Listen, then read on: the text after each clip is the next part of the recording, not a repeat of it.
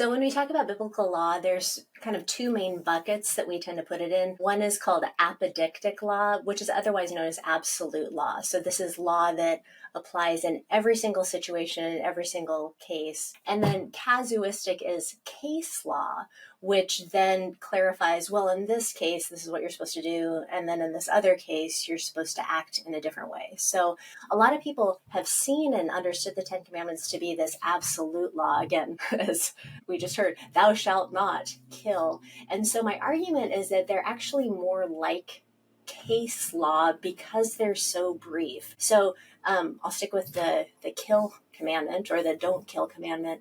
It's just two Hebrew words. And so again, it seems like it's just absolute, never in any situation. So it's as we look at how that law in particular has been interpreted throughout history, we see, well, there's some situations in which the heroes of the Old Testament kill. And so clearly in some situations, it's permissible to do these things. Everyone, welcome back to the podcast. We've got another excellent episode for you today. My guest is Dr. Sara Koenig. She's professor of biblical studies at Seattle Pacific University. And we're going to be discussing her wonderful new book, The Ten Commandments Through the Ages. This is a really, really great study, well written and very enjoyable read, tracing the ways in which the Ten Commandments have been understood by Jews and Christians over the millennia. And you'll get a snippet of that in our conversation, but I highly encourage you to go out and get this book. I think you'll really enjoy it. It's a wonderful study in what's called reception history, how texts have been understood over time by different faith communities. I do want to give a quick shout out to our most recent CBS members, so people who have joined and supported us over the last few months. And again, as a reminder, if you are interested in supporting the work that we do, any monthly donation, it's tax deductible, supports the work that we do here, not just on this channel, but the classes we teach. You as a member get access to all our past archive classes, course notes, PowerPoints, and everything like that. So please do consider that. And with that, I want to give thanks to Don Oshuro, Arturo Quinto, Raymond Sophie, Joshua Nicolette, and John Esser. Thank you all for your support, and thanks to all our members who continue to support the work that we do. And with that, let's go ahead and jump into our conversation with Dr. Koenig. Well, welcome back, everybody. I am so delighted to have on a wonderful guest, Dr. Sara Koenig. We are going to be discussing her fantastic new book, The Ten Commandments Through the Ages. I've really enjoyed this a lot, Dr. Koenig, so thank you so much for being on the podcast. Thanks for inviting me. It's exciting to be here with you and with your listeners. Yeah. So we are excited to have you. And I'd love to just begin by getting just a little bit of your journey into study of the Bible. How did you get into it? And what are you up to these days in terms of like your job and your areas of interest and stuff? Great. I went to seminary feeling like I was going to be a youth pastor. That was kind of the direction and the vision at the time. And then I went to Princeton Seminary, and my very first year, Phyllis Tribble was a visiting scholar. And so I got to take her class on, interpreting Old Testament narratives from a feminist approach, and I just fell in love with it. I still thought, as I was going through seminary, that I was going to end up in ministry. But then I got married by my last year of seminary, and my husband and I were talking and decided that we couldn't work together as pastors. That just wouldn't work for the way that he and I interact. We have a fine marriage, but working together wouldn't work. And then he said to me, sometimes it feels like the academy could use people who have a pastoral heart. So maybe you pursue a PhD. And I had always loved my Old Testament classes, and so decided to apply for PhD programs, was accepted to continue my studies at Princeton Seminary. And so that's where I got my PhD in Old Testament. My dissertation was on the character of Bathsheba, and I was just fascinated by the way that she's been interpreted on the spectrum from seductress to victim. And one of my professors said, well, you can't really do a reception history dissertation, but you could maybe do a little of that work later on. So, but that's always been an interest of mine, is how the Bible has been interpreted through times and the various ways that it's been interpreted. I did a reception history of Bathsheba a number of years ago, and so then recently finished this book on the Ten Commandments, how they've been interpreted and received over the centuries. That's great. Yeah, and tell us a little bit about your current role and position and stuff too. Yes. Well, after wanting to be a youth pastor, I ended up teaching, getting hired at a Christian college. And so, in some ways, I'm teaching youth about the Bible, college students mostly, Yeah, at Seattle Pacific University, which is my alma mater. And then we also have a seminary. So, I get to teach graduate students and undergrad students biblical studies. that sounds great. Yeah, sounds like we swim in the same waters. My roles are very, very similar. So that's awesome. Man, I'd love to hear more about your work on Bathsheba as well, but maybe that we could save that for another time because Sure.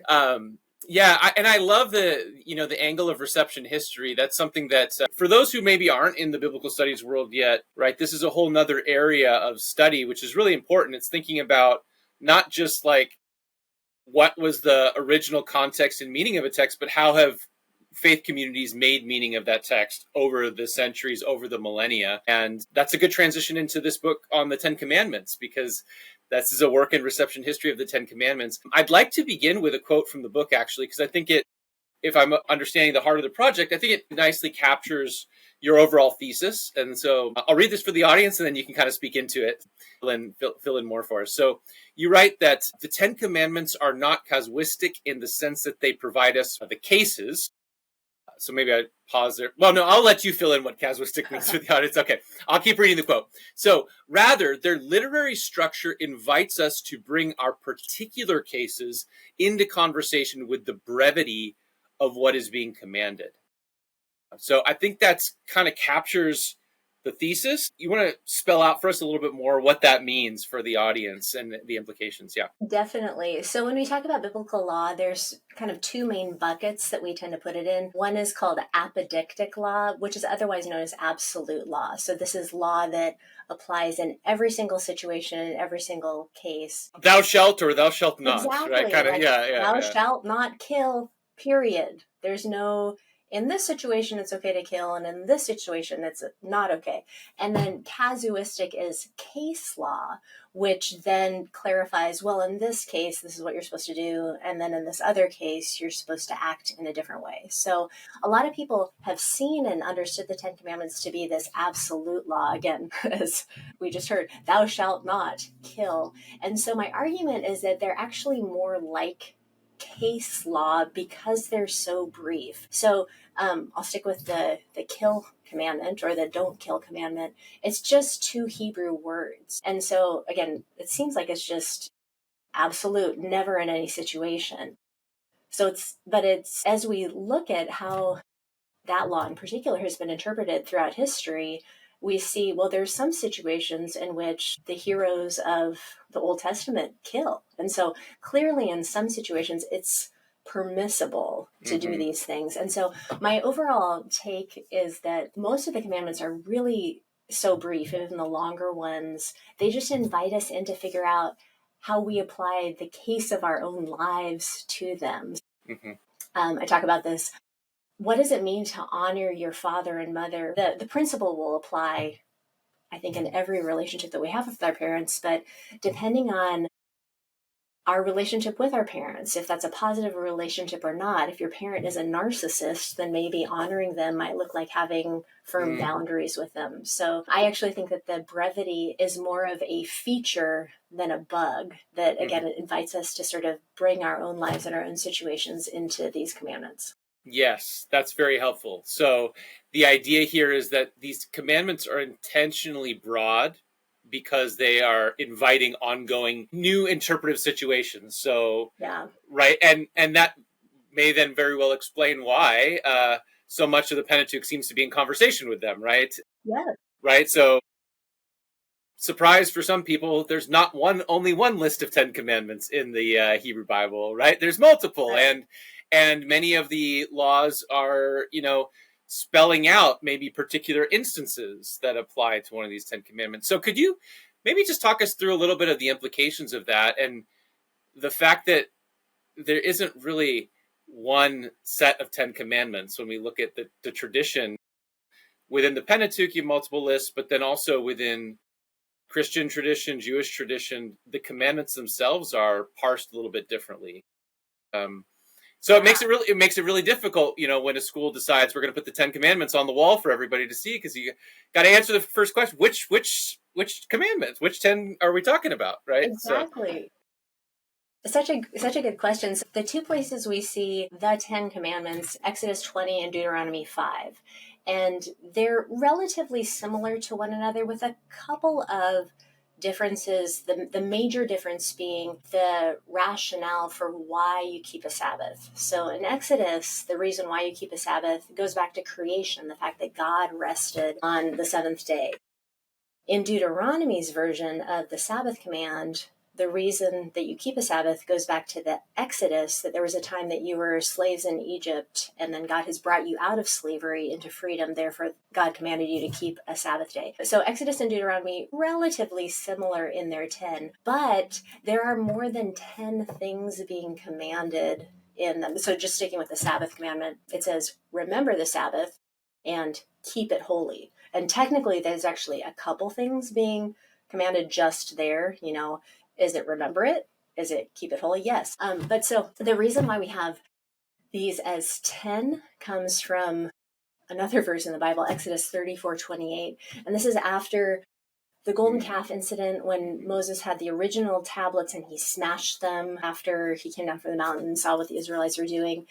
And then the tablets get remade, and Exodus 34:28 says he wrote on the tablets. Most people think it's God, who actually God inscribed God's self on the tablets, the 10 words. And so pretty much every tradition will come up with a list of 10, but how they do that list is different. And the two major differences are, do you divide up the commandments about not having other gods and not making idols into two separate commandments, or put those together as a single commandment?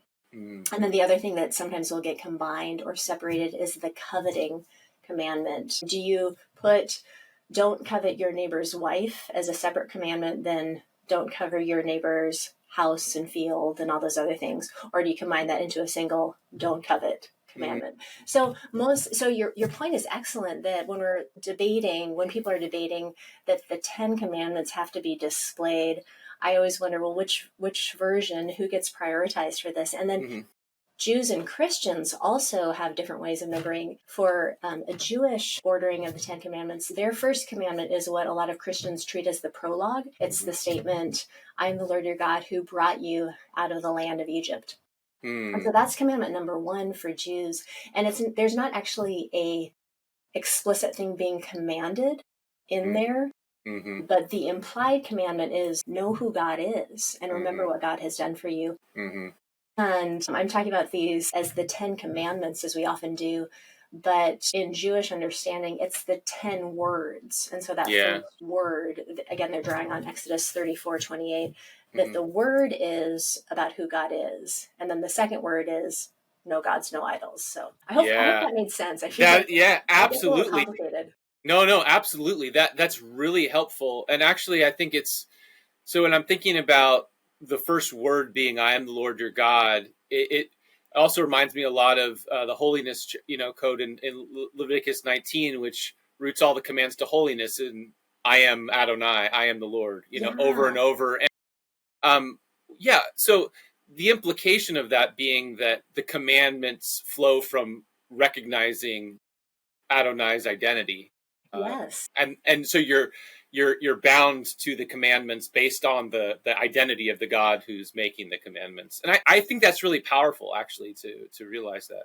I do too. And I would add to it, I love how you said it. It's connected to God's identity, but it's also connected to your history with God. Right. This is the God who brought you out of slavery. And so therefore, God's asking you to order your life in a particular way. And so again, it's not just sort of this, because I said so, it's because you know who I am. And I've demonstrated my faithfulness to you through the things I've done for you in the past.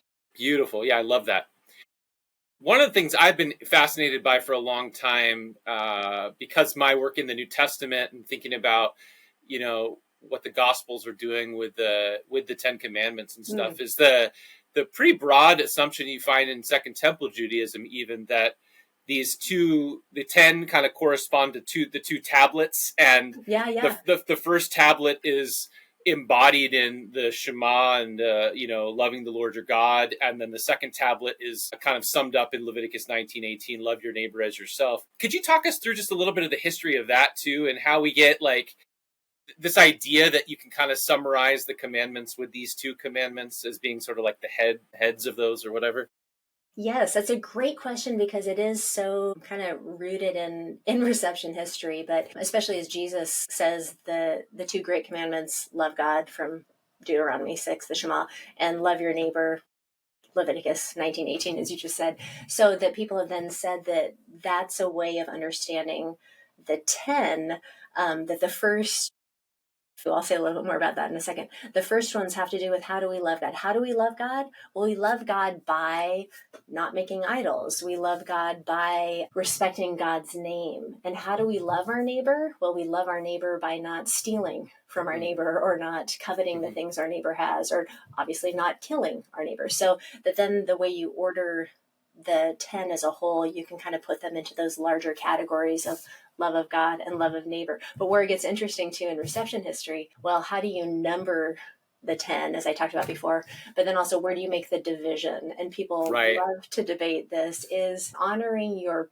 parents related to loving God, or is it related to loving your neighbor? And there's a lovely description of it in Marilyn Robinson's novel, Gilead, which I just recommend anyway, but where the narrator, who's a pastor, is kind of debating, is loving your parents related to loving God, or is it related to loving your neighbor? And so there's debates on that too. But yeah, totally.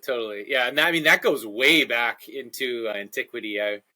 Yeah, like where you have people like Philo trying to say, Yes. well, like God is your progenitor, so are your parents. So they're kind of like God in that specific way. So they kind of fit with that. But then also the commandment kind of hangs towards it's like almost straddling the two, the two worlds, so to speak, or whatever. Yeah.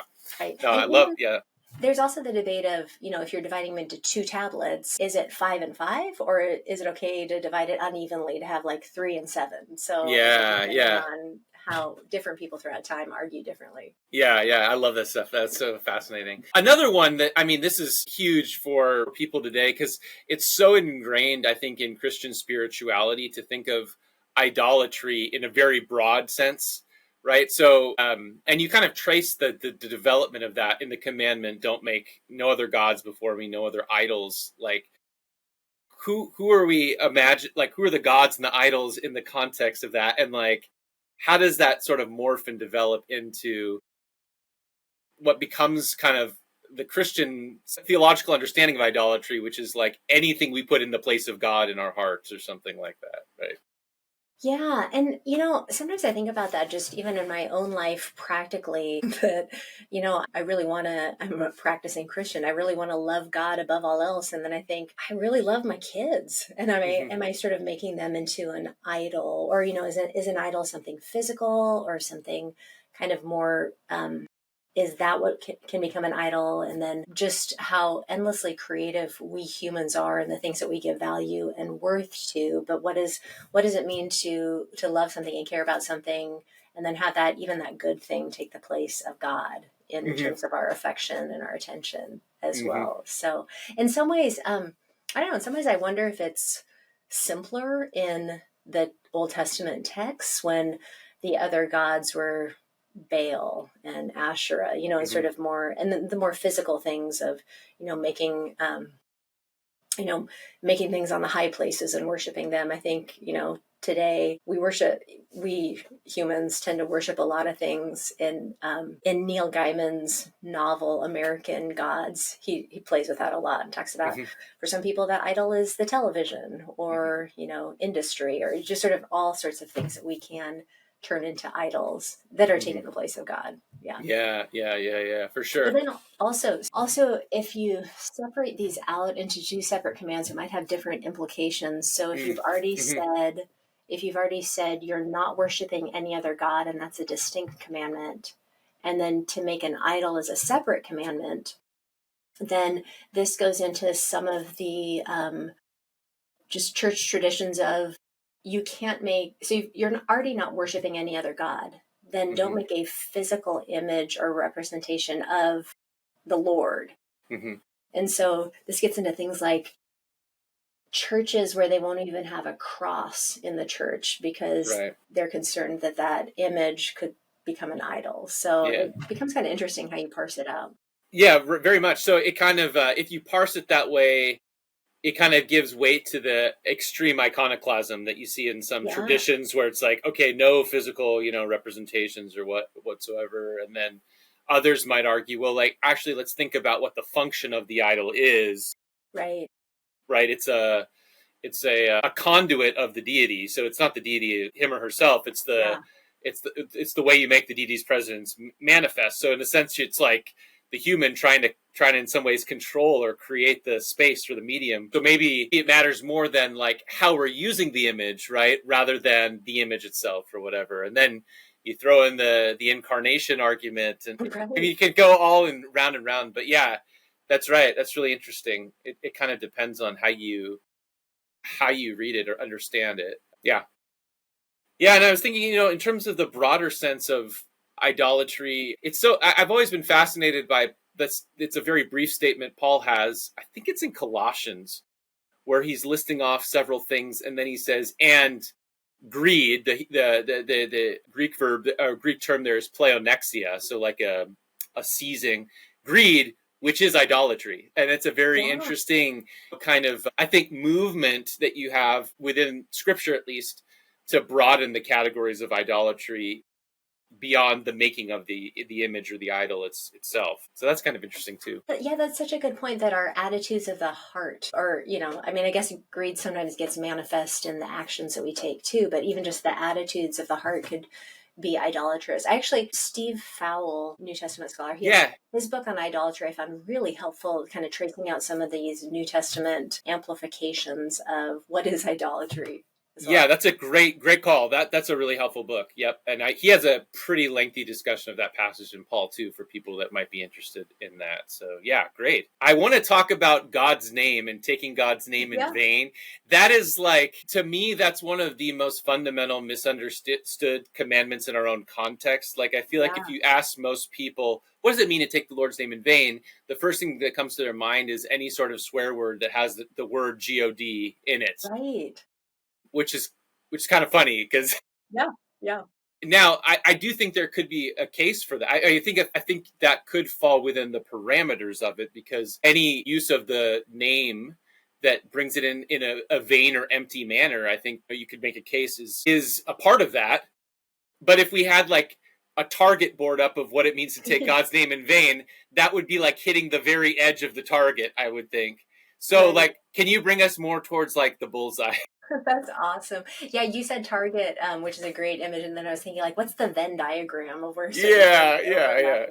And let me just say, I don't think I wrote about this in the book. My husband's grandma, she was someone who was somewhat religious, but she just said, "Oh my God," to anything, and it kind of was like a punctuation. It wasn't like, "Oh my God, may I work?" It wasn't like using God's name in a way that was then. And so even that was sort of maybe a light or flippant use of God's name. So in some sense, yeah. Something that I really was fascinated by was, again, how are these 10 Commandments taught and received and understood? And then there's all these lists that are given to like kids in Sunday school that often abbreviate them.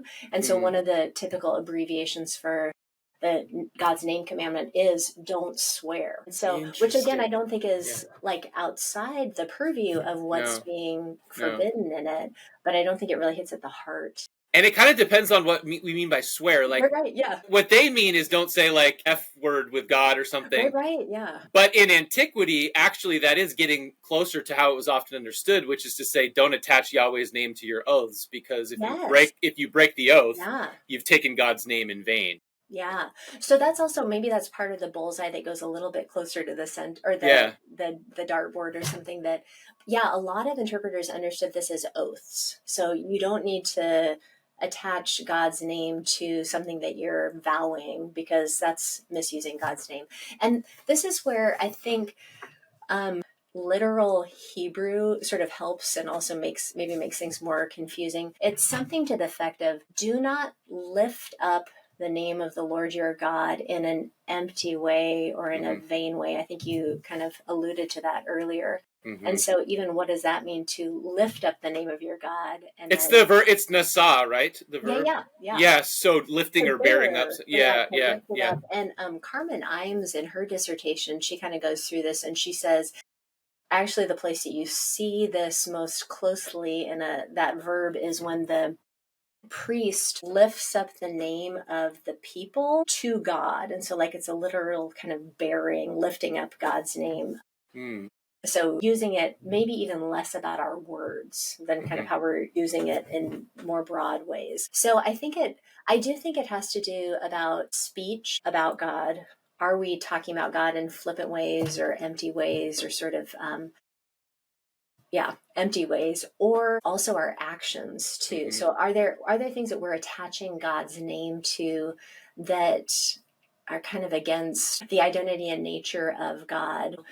Something that really struck me, one of the receptions that struck me, was an article in A Christianity Today after some of the abuses in the Southern Baptist Church had come out. And Russell Moore said pastors who were harming their congregation, that was abusing God's name. That was misusing God's name by doing things, sort of identifying yourself as a Christian and then doing things that are to who God is. Yes, I like that a lot. I mean, that's a very interesting way to kind of think about it, and I think it's kind of fits with what Carmen Imes is arguing, which is that the identity of Israel is bound up with the name of God. Yes. For example, when God says, my name is blasphemed among the nations, right? It's because you have inappropriately borne my name in your vocation of making me known to the world or whatever. And so, that has a lot of really important implications for the church today. Yeah. Like, I think that's kind of what I hear you saying, is just like, when we think about how our speech and our actions, the implications it has for what people are going to think about the name of God, that there's a lot at stake there. You know, saying things like, God wills it as you run into battle. Right. That is making a statement about God's will, God's name. Rushing the Capitol while you're playing worship music, or something like that. That has implications on God's name. I could probably multiply the list, and I don't want to, single any one group or person out. But I do think it is incumbent upon all who call themselves Christians to think very seriously about how they attach God's name to what they do in the world. Yeah. Yeah, and then how that is connected to God's reputation, for lack of a better term. Again, like if we're claiming to be followers of God or Christ, calling myself a Christian and then doing things that are like go against all the things that Jesus taught about loving others and forgiving and all those things, then in that way it could be a misuse of the name of Jesus as well. Yeah. Great. Yeah, that's a great point, is the name of the Lord. I think actually you discussed that in the book of Acts, how the mission is carried out in the name of the Lord Jesus. And that's a kind of one sense of bearing the name that we see within the church. So yeah, absolutely. Yeah. For Christians, it involves the triune God in the name of Jesus, how that is born, in public spaces. So so again, like, to return to your question, or I think the heart of it is, how are we representing God, either through our speech or through our actions? And so what are ways that we might be kind of damaging the name of God through things we do or things we say? So I think it does relate to speech, but I think it's even more encompassing than that. This is maybe a silly little example. I've often wondered, and I don't have like a Christian fish on my bumper, because I wonder if I cut someone off in traffic, if that would somehow be like, like too aggressive drive, if somehow I'd be like misrepresenting God. That's funny. That's funny. Because I lived in New Jersey, so I kind of learned. You gotta drive crazy. Yeah. Well, there you go. That's your takeaway, everybody, is avoid any Christian identification on your car, just in case. I mean, in a more serious way too, it does make me actually think about when I identify myself as a follower of Jesus, are my words and actions, would people say that, oh, there's something, she's got some integrity in what she does and says as well? So a much more serious way of saying it. I like that. Yeah, that's really helpful. Yeah, and I think, the other thing too is we just have to be really careful about speech like God told me to do X or tell you Yes. X or whatever. Like, I want to respect that there is space for that, for Yes. listening to the Holy Spirit and stuff. But when that language starts getting thrown around flippantly to justify and manipulate, Right. that'd be another, I think, clear example of taking God's name in vain. And Yeah. yeah, Totally. And yeah, and attaching, I don't think I talked about this in the book, but I think it was during World War II, there was a group of Nazi fighters who referred to themselves as the God with Us squadron. And even to that, to sort of say, like, God is with us in our, yeah, military actions. Like, let's be careful about how we're attaching God to the things that we do, especially when it is actions of violence or, yeah, yeah, manipulation as well. yeah, absolutely, absolutely. I think one that's really tricky, for Christians is what to do with the keep the Sabbath Yeah. principle, right? Like, I mean, unless you're like a Messianic Jew or there's a couple other, I know, denominations that observe Sabbath or keep Yeah. Shabbat. Most Christians, I don't think, do. What we do have, though, in our culture now is because we're so busy and running around and disconnected, we've got a whole like body of literature around like how to personally practice Sabbath. And so Yeah. people are encouraged to find their personal Sabbath practices or whatever. And I don't think that's a bad thing. I mean, you talk about that. I Yeah. think it's a healthy thing. That's like, there's a reason God gave his people the Sabbath. Like, people Yes. need rest, and so there's important things to learn there. So I'd love to hear kind of your thoughts about that, but also what you say about maybe something being lost if the Sabbath is just personalized. Yeah. Yeah. Yeah, thanks for that question. And I wonder too if for Christians, when, Jesus says that, the Sabbath was made for humans, humans weren't made for the Sabbath, and just some of the New Testament teachings that are concerned about legalism around the Sabbath. If Christians have sort of taken that then as justification to not do it at all, like we Yeah. don't have to do it. And so I actually think that's really sad. I think we lose something if we're not keeping. Actually, I think all these commandments can and should be kept in ways in our life that are going to make our lives better and the lives of those around us better. So Mm-hmm. that's Mm-hmm. another piece of what I hope is invitational about the book, that you can read it or think about the commandments and think about, how might I try to practice all 10 of them in my life? But the Sabbath, especially, again, I think when Christians don't keep it in as strict a way, I think we actually lose something in it. And you're talking about what's known as a secular Sabbath. That there's Mm. a lot of literature, as you said, like take a tech Sabbath is a really big thing, and even sometimes they'll use that word. So take a day when you turn off your phones and you don't have any devices on. Just take it one day a week to have a break from that, which frankly I think would probably do all of us. Yeah. Yeah. And just to even take a rest or take a break from certain things, that maybe it relates a little bit to idolatry, things that we're given a little too much of our heart and time and attention to. So that's not bad. Or, I think so many of us are so overworked and, could be working all day long or way into the evening or something like that. Just to take a break once a week is excellent to do that. Mm-hmm.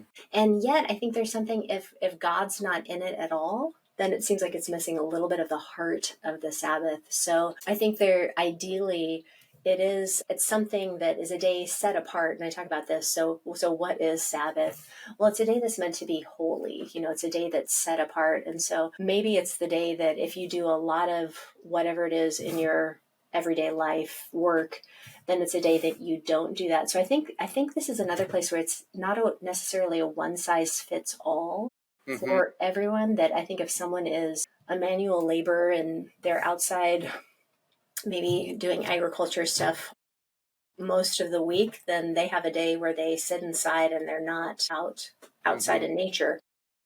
I'm often in my office inside, and so for me, a Sabbath involves being outside in nature, making sure that it's different, it's set apart from the rest of my week. So I think that's a piece of it. But then again, I don't think it's only about what is different than you do the other 6 days. I do think that it's a Sabbath to God or for God. Hebrew prepositions are pretty slippery, and so there seems to be a piece of that is important as Mm-hmm. well. And I'm also really interested in, what does it look like to take a Sabbath if you are working in a church, for example. So maybe if, the most of your life is being in community with other Christians, being in conversation with God, maybe Sunday isn't the best day for you to have your Sabbath. And so there's ways that I think the invitation again of the commandments is to say, what's the case in my life that I should apply this to?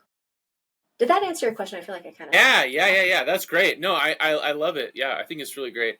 And I was, I was wondering this too, like when, I don't want to say this, I, well, maybe I'll ask you the question. Do you think there is a justice component to the Sabbath commandment, and that in that, it idealizes a world in which everybody has enough, and therefore everybody can actually rest? Because Yeah. I think about the world we live in today, and to have a whole day where you can just not work, in some ways might be a privilege that a lot of people don't have. And so in some ways, I wonder if the Sabbath command also kind of points to the principle of resting in God's shalom, where everybody is whole, and isn't thinking about like, where's my next meal going to come from, or how am I going to pay this medical bill, or whatever. Yeah. Oh, such a good question. Thank you for putting it in that way. I definitely think that Sabbath commandment has a justice element to it. And then there's been some books recently about Sabbath that point to this. So Walter Brueggemann's book Sabbath as Resistance, and then AJ Swoboda's Subversive Sabbath, and then Tricia Hersey is like rest is resistance. And part of the things she's arguing for is, especially in a world where we tend to be commodified by what we can produce, to actually take a day of rest and to say, I am valued not by what I do, not by what I accomplish, nothing, not by what I can produce, is actually an act of resistance to say that, there's more to me. I'm a value. I care about myself enough that I'm actually going to rest and take some rest. And she writes about how her father died early because he was kind of overworked. And so, and a Black woman, is writing about how, like, for so many centuries, Black bodies have been kind of valued for the work that they did. And so to actually say, no, I'm going to take a day of rest, it is actually a justice thing. To do. And, in the commandment itself, in the words of the text, it's like, this is a day of Sabbath for everyone in the society, including your work animals, your donkeys, but also your male and female slaves. That's the language in Deuteronomy. So if you are someone who has a place that other people work for you, you should give them a day off as well. And again, I think that the way it's idealized in the text is that that's the same day for everyone. So you take a day off, the people who work for you also take a day off as well. And I do wonder about what it looks like for people who are working, kind of paycheck to paycheck jobs, can people actually take a day off from work when they're living paycheck to paycheck? And what does that say about the nature of our society? And so if we want to take this commandment seriously, what are ways that maybe we can work for more livable wages or something like that, so that people who work among us can take some time off as well? Yeah, that's really great. I love that. Yeah, something that this happens in my own family's life. We try to take a Sabbath over the weekend. My husband likes his Sabbath on Sunday. He doesn't like to go out to eat before church because he doesn't think that he should go to a place and make someone work for him, like at a restaurant or something like that. So it's because I often will say, well, it's open anyway, but his point is like, it's his little attempt to try to not ask someone to work for him on a Sabbath day. Yeah. So Chick-fil-A is doing something right? Is that what you're saying? No, I'm just kidding. I mean, it gets really complicated, right? Yeah. Like, what's your day off, and then what are other people's days off, and how do you? And so, even though I don't think it should be only personal, I hope there's like societal ways of doing it. But I think that one scholar said every culture should have a full 3-day weekend, so different people could take their Sabbaths on different days. So Christians could have Sunday off, Jews could have Saturday off, Muslims could have Friday off, and then you've got these days off that would work. And I don't know if America is going to go to a 4-day work week anytime soon. I like it. I think it's a great idea. we'd probably figure out a way to fit more football games in on the weekend or something like that. All right. So another one that's, endlessly fascinating is the commandment, you shall not kill. Yeah. Or is it kill or is it murder? You kind of already alluded to this a little bit, right? Like, Yeah. I think that when we have the translation in mind, you shall not murder, we're already trying to make that semantic distinction in the way that we're rendering it so that people, because we have the category of wrong or unjust killing in our minds that goes in the murder bucket, right? But Yeah. the commandment itself might already needs to be parsed or inviting a conversation about what wrong killing is. Yeah. So yeah, anyway, take it away wherever you want to go with that. Well, what you just said there, I think, is so great and so helpful. What is wrong killing? Because I do think that's kind of the heart of it. And the Hebrew word that gets used in the commandment is a word that's used less often than other words for killing in the Old Testament. There's a lot of Hebrew words for kill, but this is one that's a little bit more unique. And so something like murder, I think, is probably a pretty good linguistic translation of it than more general kill. And if you think about our own legal system, that we differentiate between murder and manslaughter, for example. In both situations, a life has been lost. And yet it has to do with intent. And so I think that's part of what's going on with the Ten Commandments. Don't plan to kill someone or kind of have that intent and kill someone after after you've thought about it and planned to do it, because you have further explanations in the Old Testament laws about here's these cities of refuge. If you killed someone accidentally, you flee to these cities and you're not going to be put to death because you didn't really mean to kill someone. There's also that strange law that says if a thief breaks into your house at night and you beat them and then they die the next day, it's not as bad as if they die immediately. Like, you're not supposed to kill them. You're not supposed to beat someone so hard that they would die right away. So again, Right. kind of what's the intent and behind our killing, what's motivating that. So, but I think this is a really important question in terms of, does this apply to situations of war, then and now? Like, is any sort of killing forbidden in the commandments? And that's a tricky one. Yeah. And it also touches on things like capital punishment or other sorts of killing in other situations as well. So part of the book too is just to say, how has this commandment been interpreted through time and in different situations?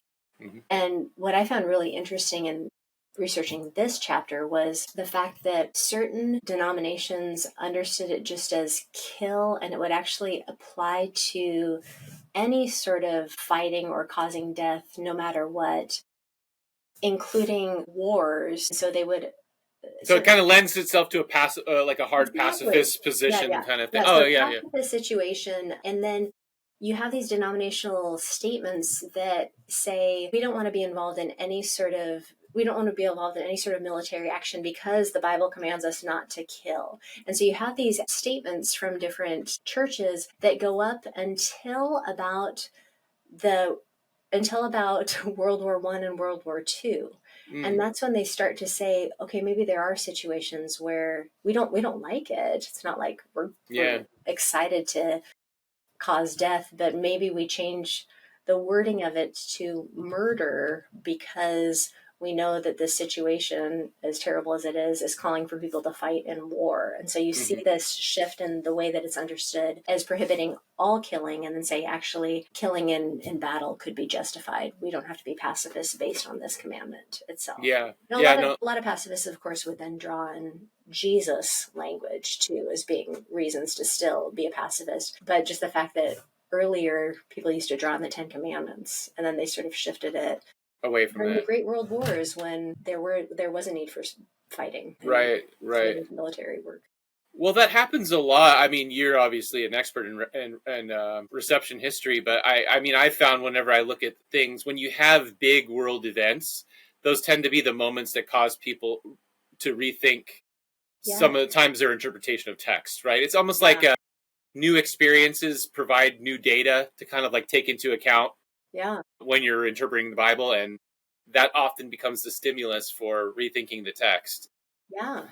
I know that bothers some people because they're like, the text means what it means, but the reality is like, that's going on all the time. Right. Yeah. Yeah, So yeah, and I mean, it even happens within the Bible itself. So, which I think is sort of so interesting. right, right. Like you've got stories. I think about the story of Zelophehad's daughters in Numbers 27 and 36, where they're like, "Hey, there's this law that Moses you talked about, but what about this situation?" And then the law kind of gets clarified, maybe even shifted a little bit. And so how we understand it. So I think, again, I think that's sort of the invitation of biblical texts is sort of what do we do with these and how do we live them out in our own lives? Yeah, yeah, absolutely. You may have discussed this. I was trying to recall. I'm not sure. The kind of pacifist reading of the don't kill, don't murder commandment. Have people tried to also apply that to the death penalty, for example, or seen that as like a reason not to carry out the death penalty? Yes, very much so. Although it does seem like more people will appeal to Jesus for why the death penalty shouldn't be Yeah, than the Ten yeah, Commandments that themselves. makes sense. Yeah. Why does it make sense to you? Because part of me thinks it's just because I would say part of it is there's a lot of death in the Old Testament. Well, I think just you kind of already alluded to that there is clearly killing in the Old Testament that is required by law in some Hmm. cases, right? So if one's reading, I mean, I think this is the right way to read it, but even if someone's just taking like a flat synchronic view of everything, they would say, well, it could never have meant just don't kill because look, we have all these other instances in the same text where they're killing, Exactly. right? So yeah, that was kind of what I was thinking, but I still do find it interesting that it would be brought into those conversations. The other thing that I'm interested in, because you brought up Jesus, like I guess that's a good thing for us as Christians to do, bring up Jesus. When Jesus does discuss this commandment, he intensifies it, so he brings it to the level of speech, Yeah. even, right? And obviously I don't think he's literally saying like you say something violent, you're literally killing somebody, but he sees the connection between harsh rhetoric and murder. Yes. That's connected there. And the prophets also see the connection between defrauding the day laborers and murder, or Yes. socioeconomic injustice and murder. They describe the rich in some cases as like murderers because of what they're doing, and James seems to pick that up in James chapter 5. But in any case, there is this whole like debate in our culture right now about whether speech is violence or it's only violence is violence. And I think Jesus's words are interesting there because he's talking specifically about the command to don't murder, and Right. he brings it to the level of speech. Yeah. And yeah, again, so I'd love to just kind of hear your reflections on that. That there's Yeah. maybe some kind of deeper connection, or maybe it's like a clear movement towards the act of murder is the rhetoric or something like that. I don't know. Yeah. Well, no, that's a great question. And it makes me think about how there's these specific acts that are being forbidden. Do not kill someone. But then also, if you dig into that, what motivates killing someone? Is it like dehumanizing them with your language or violent language against them that sort of leads to this, as Jesus is talking about? And I actually think it's really important to say that the words we speak have power. Maybe Hmm. that's also related to the Hmm. commandment about the name of God and kind of how are we speaking about God, or the commandment about bearing false witness against your neighbor. But just what is our speech doing and how does that affect people as well? So yes, I love that Jesus makes it connected to speech, but it seems like he also connects it to one's attitude. Like, even if you think these things about someone, even if you don't say them, then that's also connected to Hmm. murdering them in Hmm. that way. And Yeah. so, kind of moving it from just the action to also what's the heart behind the action, the motivation behind it, which maybe then goes back to murder. If murder is about intent, Mm. then what's our intent towards someone and how does that come out? Obviously, in the most extreme way by an action of killing that person, but then even how our intent towards someone comes out in our speech about them as well. And so, kind of putting Yeah. these constraints on it so that we don't get to the point of action as well. And your comment too also makes me think about so many of these commandments are negative. Hmm. Don't Hmm. kill, don't bear false witness. The positive ones are keep the Sabbath, honor your father and mother. But when people have interpreted them, they've often tried to flip the negative commandment and turn it into something positive. So the negative, it's stated as a negative, don't kill. And so the positive formulation of that is affirm life. And Yeah. so I actually think it's a really helpful way to understand it at a deeper level, that at a very surface level, it's forbidding an action that would cause the death of someone. But if you kind of back away from that or Yeah. go deeper into it, what's really being asked is to, be pro-life in kind of Yeah. every sense of that. I love that. That is so great. I was thinking along the same kind of lines that the path to murder could be the moment we start seeing our neighbors anything less than the image of God. Yeah. And that the opposite positive way of framing that would be affirming the image of God in our neighbor, Yeah. or loving your neighbor as yourself, as the Yeah, commandment says. exactly. It goes back to that, Yeah, if this is all sort of subsumed in love your neighbor, yeah, you love your yeah, neighbor by not killing them, but you also love them by trying to make their life, yeah, full and rich, and do yeah. what you can to preserve their life in every way.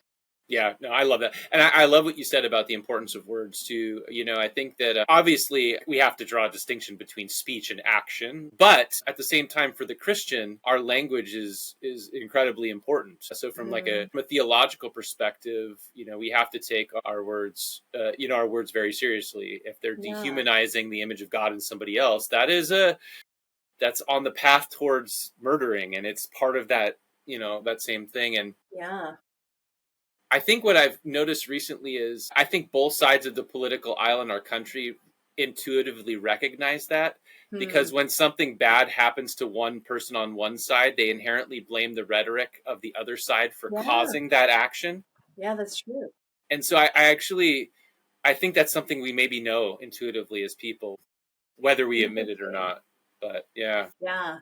Well, and what you just said reminded me a little bit of what we were talking about previously about God's name and what's our speech, which makes me think about, am I somehow breaking the commandment to respect God's name if I'm a Christian, but I'm speaking horribly? If my speech about others is sort of getting into that murderous kind of speech, like maybe that's also, I'm breaking a couple commandments by Yeah.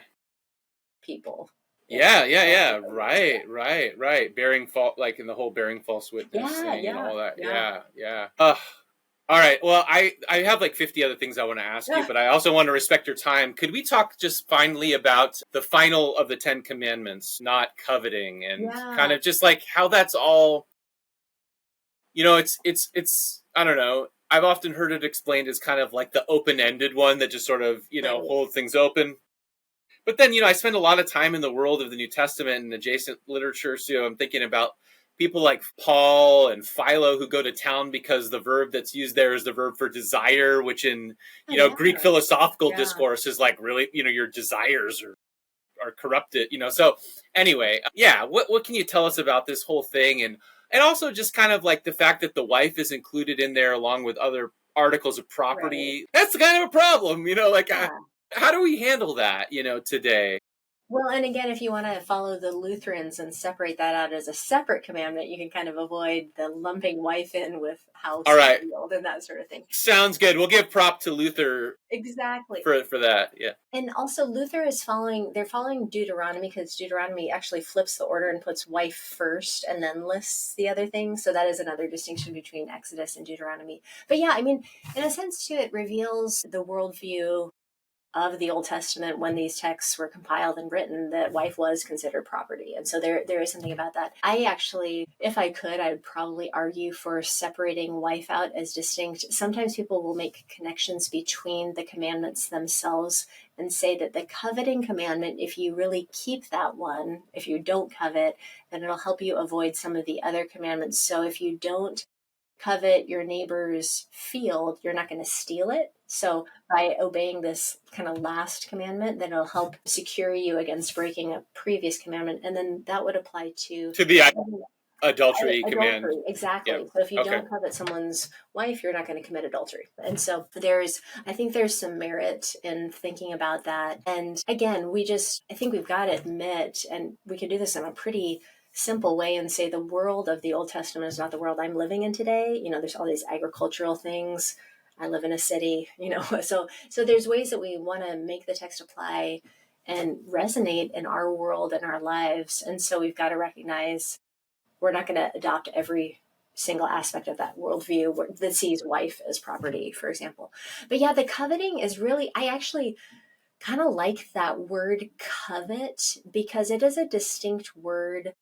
Well, Hebrew, sometimes it could be translated as desire as well. And so, but I think by using that distinct word, it's not necessarily saying you can't want things. Because then you even have things like the psalmist saying to God, who have I in heaven? Who have I in heaven, and what do I desire but you? And so desire of God. So sometimes coveting it's less about the feeling or emotion. It's more about the thing or the object of your desire or want. So we could desire things in good ways as well, which I think was kind of what you were asking earlier about, is it just desire? Is it just want? Coveting seems to get a little bit more as like inordinate desire or desiring something that isn't yours and you shouldn't want as well. And I also found in the Ten Commandments stuff, I found the catechisms really helpful for understanding how these get applied and what they actually mean. And in Luther's catechism, he's trying to say what's the positive version of don't covet. And he says, to not covet my neighbor's things is actually to be happy for the things that my neighbor has and help my neighbor keep those things in their own life. And so that's cool. Yeah, I so like that a lot. Instead of wanting what my neighbor has, if I don't covet it, I'm actually, and if we want to return it to like the wife-husband thing, maybe I'm really happy that my neighbor has a good marriage and I want to do what I can to help my neighbor's marriage be stronger. So I offer to babysit the kids every now and then so that they can go out on date, so that would also be, I think, ways that you could follow the don't covet commandment by thinking about what your neighbor has and being happy that they have them and have it as well. I like that a lot. Yeah. I found for myself that the best antidote to feeling jealous for the success of others is celebrating their successes with them. You know what I mean? I don't, like, it's like you can actively kind of take a part in celebrating what someone else has or celebrating the good that they're doing. Yeah. And the act of doing that seems to have a positive effect of drawing us away from the sort of navel gazing we tend to do otherwise, whatever.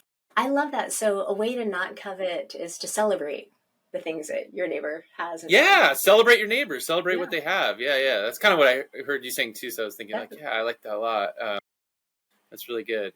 What are other, I mean, I'm trying to think, are there any like other kind of insights into that you have about, things that people have drawn out of the not coveting piece?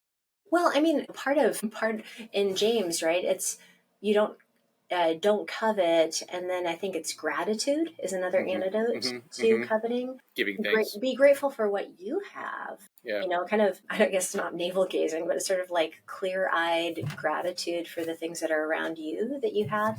And then also like you don't have because you don't ask is what James says. So maybe part of it is like praying for those things that you really want, and that's good. Maybe asking God to give those to you, but then also maybe to help your desire if your desire starts to tip into covenant or coveting as well. So yeah, I think gratitude and contentment, and I think those are all kind of ways to sort of live with this. And let me just say, I think coveting is really hard when we live in a world where we're constantly bombarded with advertising that's trying to tell us what we don't have or what we lack, or which I think that's hard. And I think I wrote about this in the book. Even though the list in Exodus and Deuteronomy is more physical things, even though it ends with that, or anything else that your neighbor has. When I talk to my students about coveting, they often identify things that could be coveted as more like intangible things, but like they covet someone's personality.